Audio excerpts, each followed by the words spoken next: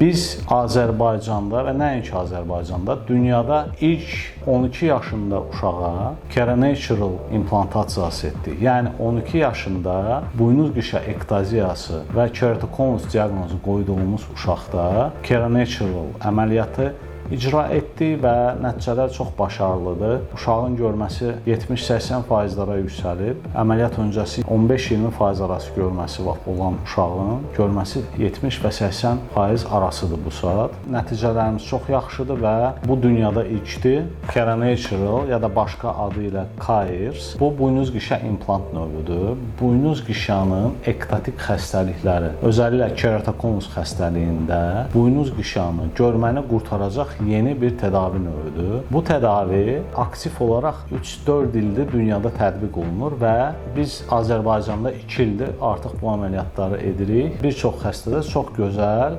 nəticələr əldə edirik. Yəni xəstə görməsi artır. İllər öncə bu yöntəmlər olmadan öncə buynuz qışa transplantasiyasına gedən xəstələr artıq buynuz qışa transplantasiyası olmadan görmələrini qurtara bilirlər. Bu əməliyyat yöntəmi ilə